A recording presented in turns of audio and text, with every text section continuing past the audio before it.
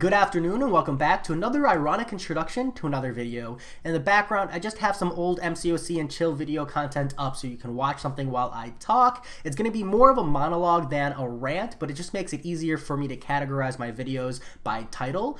And what I want to talk today about is indirect, nerfs, and buffs. Now, this is not a comprehensive list or conversation. It's just a series of champions I really felt worth noting and mentioning in this video.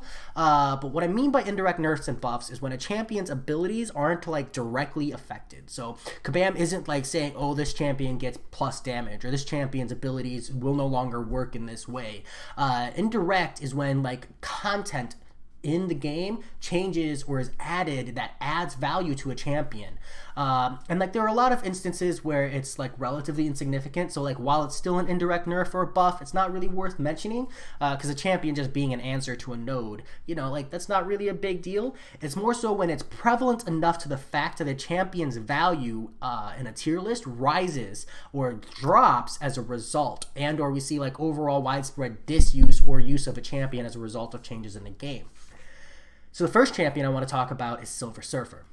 Silver Surfer, when he dropped, I think a lot of people really wanted to see him be this Omega powerhouse, and he kind of let a lot of people down. He came out and the damage wasn't there, the playstyle was a little frustrating. Yeah, he was tanky, which was nice, pushing later stages of the game and having that strong tank ability, but because the damage was lacking and the overall playstyle was a little more challenging, he didn't really hit super hard. He ended up just being a prestige champion for the most part. But Silver Surfer has this amazing utility of minus 100% damage from Cold Snap, Incinerate, and Shock debuffs. And while at the time that wasn't super prevalent in the game, as Act 6 content came out, we actually see more and more of these nodes, making Silver Surfer value just kind of increase a little bit more. And now by Act 6.4, we actually have a node for specifically each one of those different debuffs. Which just kind of shows that Kabam obviously had an intended purpose for this guy, and it's something they wanted to slip in over time. And now we're here, and yes, in the earlier stages of the game, Silver Surfer's value, it's not really present, but in the later stages of the game, having that 100% damage resistance is so much more powerful than just immunity. Immunity means you don't have to worry about the debuff, but having 100% damage resistance means you can benefit from the debuff via the form of willpower. The willpower mastery on Silver Surfer, when you have any one of those three debuffs, means you literally just heal for free. It's this kind of subtext ability of this champion heals. Omega Red sees it, and Silver Surfer has essentially taken that mechanic and put it into himself for 3 different debuffs instead of just bleed like Omega Red does, and you don't even need to run Coagulate, you can just run willpower. It's actually kind of one of those things where I look at it and I'm like, man, this just makes me wish Silver Surfer had either bleed or poison immunity all the more. Because if he had one of those two things, even though he's a special spam champion, you could have used him with suicides and it would have felt so good. But because he has neither, it just takes a lot of the potential options away for him. But even still, having those 3 100% damage resistances allows you to take willpower, take those nodes on, and see a lot of value out of him. And it really has made a big difference in the value of Silver Surfer. Because Cold Snap, Incinerate, and Shock debuff immunity or damage resistance, it wasn't super necessary. Yeah, we had a few of those and they showed up from time to time, but the small list of champions we had was good enough. But as we push into later and later content, it's very clear that Kabam is pushing more towards having to have one of those champion immunities or damage resistances in your roster. And Silver Surfer is a nice, good answer to all 3. So I only expect for his value to go up over time. And yes, I'm sure there will be other champions with those immunities that are just strictly better than Silver Surfer, but he's always going to be a trifecta answer, a tri-immune champion, and the more times you need those immunities or those damage resistances, he's going to show up and he's going to be a relevant answer. So that's a nice little indirect buff to Silver Surfer. So the next champion I want to talk about is Human Torch. Now, Human Torch is, when he came out, he was an absolute beast at what he did. He was an absolute destroyer of mystics, a solid heal reversal champion, and really good damage per hit and damage over time. Now, the thing about Human Torch when he launched was you didn't necessarily need that. Void was good enough. A lot of people already had ranked up and awakened Voids. And like while Human Torch is absolutely amazing and crushes at what he does, you could just bench him or maybe rank him up to rank 3 or rank 4 and boost up if you were using him to take down like a boss or anything. Because you didn't need to have him at rank 5. You didn't like actually have that content that kind of drove the desire to have Human Torch at rank 5. But now, when you say Human Torch, you pull a 5-star Human Torch, the first thing people are going to say is, awesome, rank that guy up for Abyss of Legends. He's an absolute beast, and that's like this huge indirect buff to Human Torch, because he was already really, really, really good at what he did. I think it just lacked the content to really drive that focus. People could pull him and be like, awesome, cool, maybe eventually, maybe if I need him, but now it's like, oh, you pulled Human Torch, you know you're gonna need him. You know he is one of the 4 horsemen for Abyss of Legends, and you were just ecstatic about the pull, even if you're not gonna see that Abyss of Legends value till way, way later. You are so confident to rank 5 him and get that value one day. And that's just super, super relevant. Abyss of Legends kind of took several champions and just escalated their value like by a lot. And Human Torch is a really good example of that. Next up, I want to talk about Magik. And Magik is this like OG power control champion. And this is actually an indirect nerf. Now, I'm sure many people will complain about it, and this is not like a rant video about this issue, so please try to refrain, because I understand it's a commonplace problem, but it's really worth mentioning, is backdraft intercepts not working or functioning the way they used to. And again, we're not trying to get onto that point, but what that really, really means, who that affects kind of the most, is Magik. Magik was the backdraft intercept queen. She could clear so much content just by bypassing nodes and mechanics and everything with semi-permanent power control. And when backdraft intercepts stopped working the way they used to, Magik kind of fell off.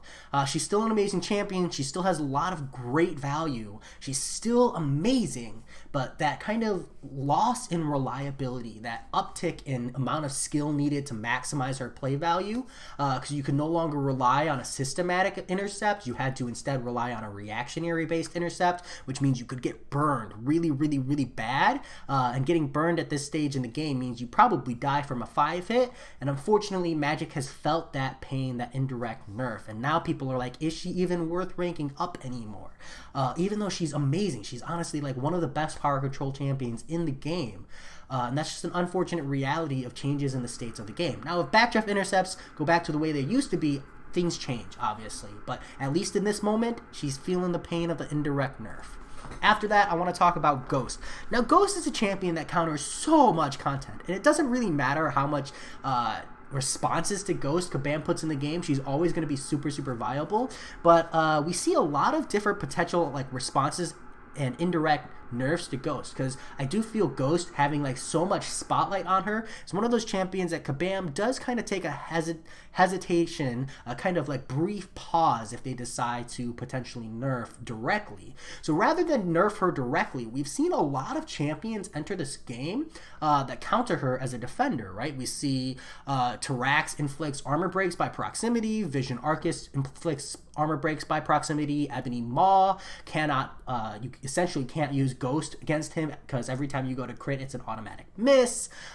We see like Man-Thing, he inflicts pseudo passive armor breaks, like you really can't avoid them for the most part with Ghost. It's a pretty frustrating aspect, as well as like poison damage. So once your armor broken, Ghost will just die, so you can't time it out anyways, and can't be crit. So we see crit damage reduction like Mr. Sinister as well. So just like all of these champions who have mechanics that counter Ghost, and then Kabam has gone out of their way, reasonably so. These champions, you know, are new and belong on paths and quests and stuff, but they've gone out of their way to put these champions in paths, kind of preventing you from just Ghost meming your way through, which is kind of neat.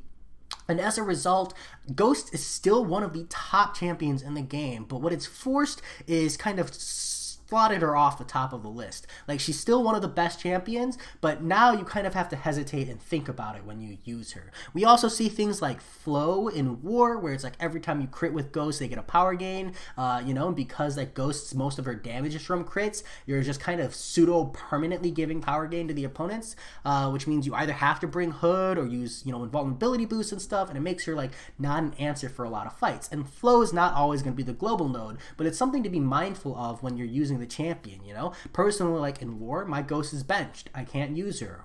Or if I do use her, I need to make sure I can slot Hood synergy, or I'm not going up against control champions. And like all of these extra considerations are little micro nerfs to the champion. And while she's still sitting up at the top, it just kind of changes the perspective of the champion. She changes from this one catch all to like a, can I Ghost this fight? And just having to ask that question is a subtle nerf. And I think that's a really, really good balance state for the game. As frustrating as it is still something to be recognized. After that, I want to touch on AI interactions. I feel like the AI has gotten a lot smarter against Ghost.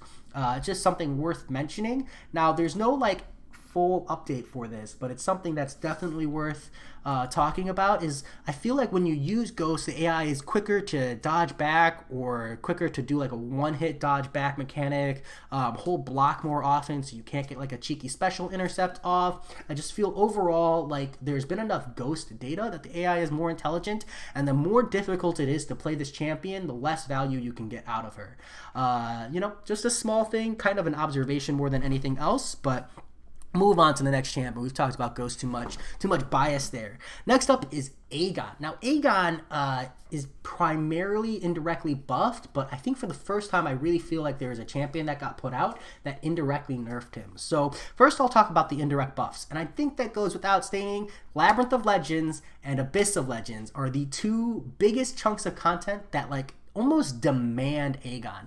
Labyrinth of Legends, like Aegon is one of the best answers, if not honestly flat out the best options for Labyrinth of Legends, but it's really Abyss of Legends that buffed this guy up so much. Because like Labyrinth of Legends, with the existence of rank 5 5-stars, you could go in there with Domino or Ghost, and even honestly like a 4-star Aegon.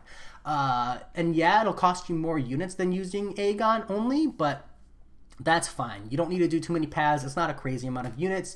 It's not a big deal.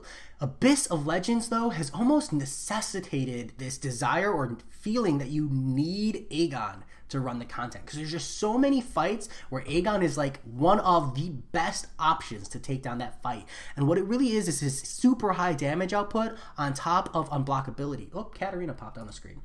And the unblockable attacks, once you've got them like properly fully ramped up, is so good. It's this alternative opening like beyond a parry or an intercept that just gives you so much value and so much consistency in the use of the champion. And Aegon, he just absolutely crushes that content. And it's something like you have to mention when you talk about Aegon, because I was one of those people who was like, I don't need Aegon. Labyrinth of Legends is the only content where you really need him, and I'm happy, you know, uniting my way through. Abyss of Legends dropped, and it's like, damn, I need Aegon. I don't need him. I could push through Abyss of Legends without, but it's just so much significantly longer than Labyrinth of Legends. I wasn't ready, and I openly admit it. I feel like I need this champion, and that mindset change of, oh, I can unit my way through Labyrinth versus, damn, Abyss is crazy long, just gives so much extra value to Aegon. But on the flip side, this new champion, Red Guardian, who can block unblockable attacks, it kind of shows that like maybe Kabam is aware that unblockable attacks, unblockable specials are these things they're adding to the game, and they need to start adding champions with counter mechanics, because otherwise those champions are just going to always be super strong and dominate the meta, because unblockable is this like semi-new approach to dealing with content and finding an alternative opening that just isn't there, that other champions don't have access to, like Dr. Doom with his unblockable special 1 and unblockable special 2 when you have Aura of Hazarath up. I add so much extra value to the champion to essentially guarantee hits. So that's really cool. But Aegon, man, you know, if you don't have him or you do have him, props to you. He feels so sexy to have. So next up is Corvus Glaive. Now Corvus Glaive, I think it's really easy. Same thing like Ghost, a lot of the anti-crit mechanics, but unlike Ghost, Aegon or Corvus Glaive has an easier way to indirectly nerf him, and he's seeing it just kind of by the natural state of the game. It's not even something I feel like Kabam is doing intentionally. It just automatically happens with power scaling. Corvus Glaive, if he can't end the fight in 1 to 2 special 2s or even just a handful of special 2s, you start to struggle with him. You start to see it's not worth it, especially that first fight. If you can't end it relatively quickly, it's rough to ramp him up. A lot of his value comes from ending fights very quickly, and it's so easy for Kabam to just be like, double the health pool. Problem solved. You can't Corvus Glaive this mean this fight. Even with 4 Glaive charges, a special 2 leaves your opponent at 50%. Boom. Corvus Glaive isn't really a viable answer anymore. And he's still an amazing champ. He's got so much value in war, so much value in alliance quests, so much value in so many quests where, you know, you pop a revive or 2 to ramp him up, and then once he's ramped up and, you know, you're boosting up and stuff, you can clear the fight no problem. But the reality is, until, you know, you have that 6-star rank 3 Corvus Glaive, and then maybe one day a 6-star rank 4 Corvus Glaive, you know, the weaker your Corvus Glaive's base stats are, eventually he's just not a suitable answer for a path. And that's something to recognize when you're ranking this guy up or you're talking about him, is like he lacks that longevity, because he needs those stats so bad.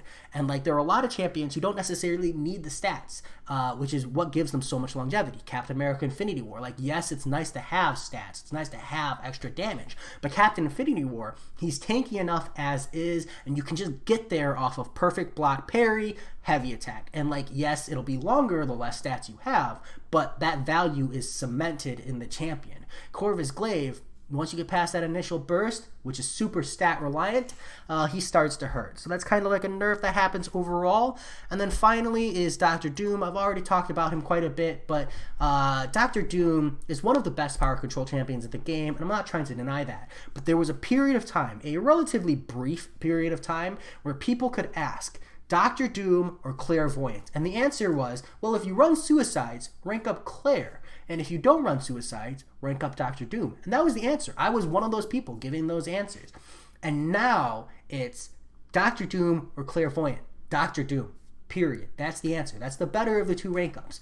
And the reason for that is Abyss of Legends. Clairvoyant doesn't really have viable use or suitable use in Abyss of Legends, whereas Dr. Doom is flat out like the best Mystic response for the fights where you need a Mystic champion. Dr. Doom is just absolutely amazing.